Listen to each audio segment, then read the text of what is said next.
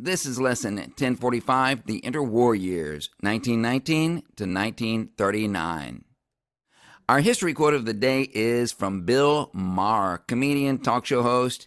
He said, "If you think you have it tough, read history books."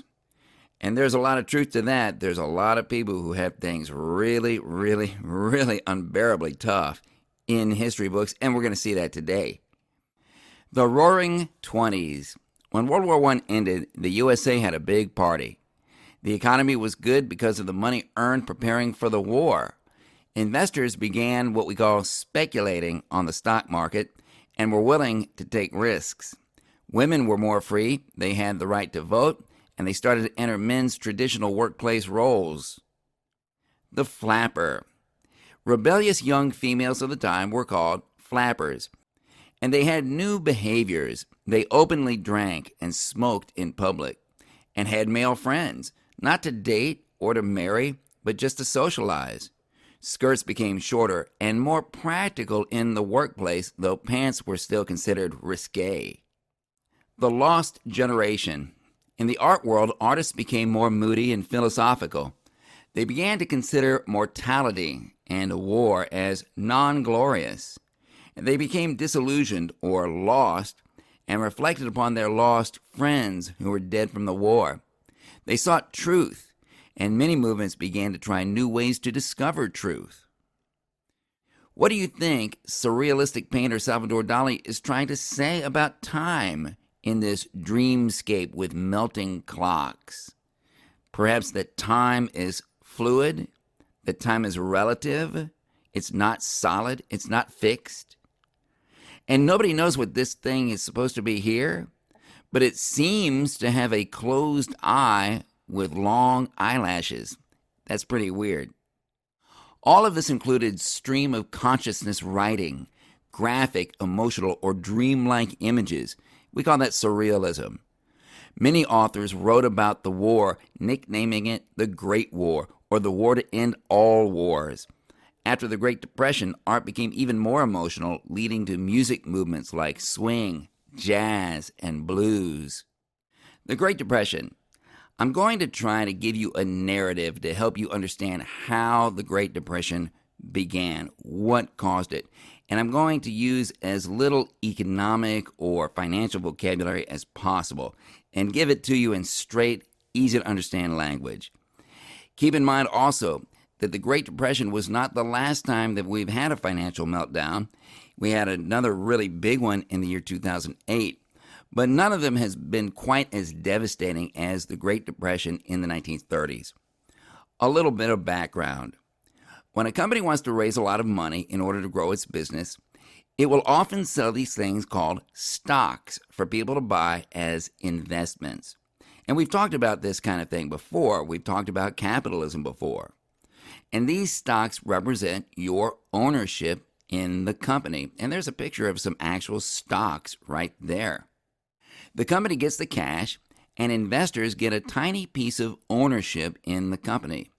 People want to buy stocks in strong companies because as these companies grow, the value of their stock grows. So it's an investment of your money when you buy stocks. It's also a bet on the buyer's part that the company will continue to do well financially.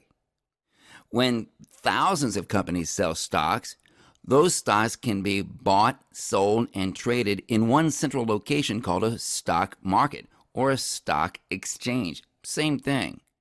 The buying, selling, and trading of these stocks at a stock market is often very vigorous and busy. Here's a picture of the New York Stock Exchange in the year 1929. And here is a modern picture of that very same stock exchange today. So new information about how these companies and their industries are doing financially is always coming into this market. And this new information changes the prices of these stocks constantly. And the overall performance of the stock market itself is a good indicator of how these companies and the overall economy are doing. There were three big causes of the Great Depression, and a depression is a widespread drop in economic success accompanied by rising unemployment. So cause number one, During the Roaring '20s, investors speculated in the stock market. Speculating in the stock market is kind of like gambling. It works like this. There was a feeling that the prices of stocks were going to keep going up forever. So public confidence in these stocks, in these companies, and in the overall economy was very high. And you can see a picture of a newspaper with the headline, "Stock Market Invincible, buy, experts advise." Well, heck, if the stock market is doing so great, why just put your own money into it? Why not go to the bank and borrow more? Then you can buy more stocks and make even more money. Often, investors bought stocks in the stock market with money that they had actually borrowed from the bank. There was even a name for this, buying on the margin. And what's wrong with that? But if you borrow money to invest in the stock market, you are taking a big risk. Because if the value of your stocks takes a big nosedive, then you're left with nothing but a big loan that you still have to pay back. But nobody felt like that was going to happen at the end of the 1920s. So banks were making huge loans to people to buy stocks in the stock market on the margin. Not only that, but even the banks themselves were investing their money in the stock market. Cause number 2. The price of farm goods was dropping because advancements in agriculture had caused the U.S. farmers to overproduce food. And when the supply is abundant, stuff gets cheap. Many farmers had borrowed a lot of money from banks in order to purchase expensive new machines to grow more food for the war. Tractors, harvesters, etc. Now that the war was over, they were literally growing more food than the consumers could eat or buy. They outpaced the demand for their food. Food prices fell. Farmers started making much less money on the food they were growing. They couldn't keep making payments to the bank on that fancy new equipment that they had bought in order to grow more food.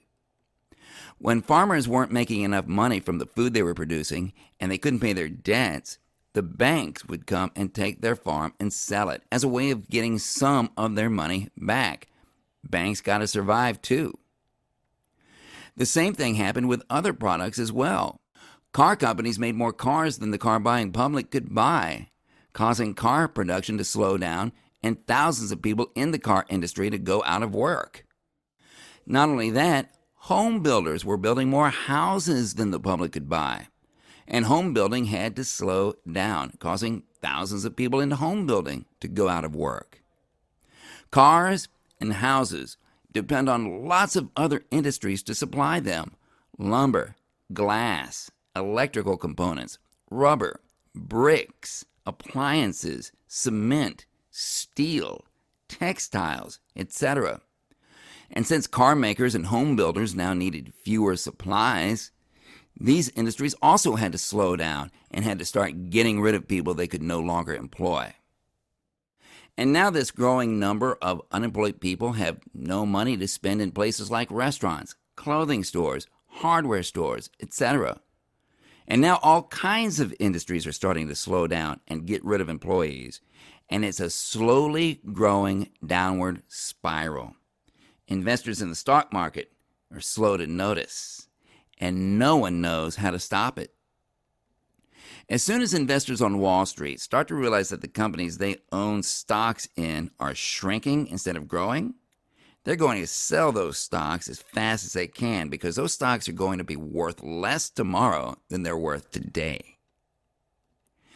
And if everybody realizes this on the same day, there's going to be a crazy stock selling frenzy, and the prices of all stocks are going to nosedive.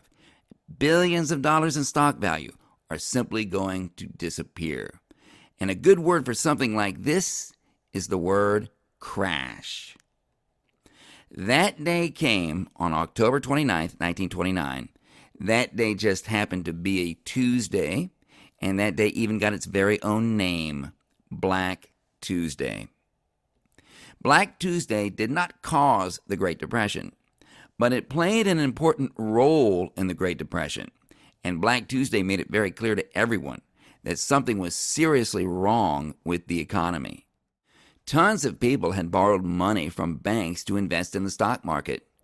Now they had no way to pay it back. Before the crash, when you needed to pay on a bank loan, you simply sold some of your valuable stock and used the money to pay the bank. No problem.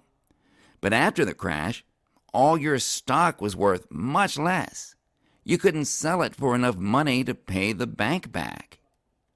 And if you're a bank that made a bunch of these loans, you'd better hope that the customers who put their savings into your bank don't all come at once and demand to take their money out, because you don't have it. That's called a bank run, or a run on the bank, and it causes banks to fail permanently. Cause number 3.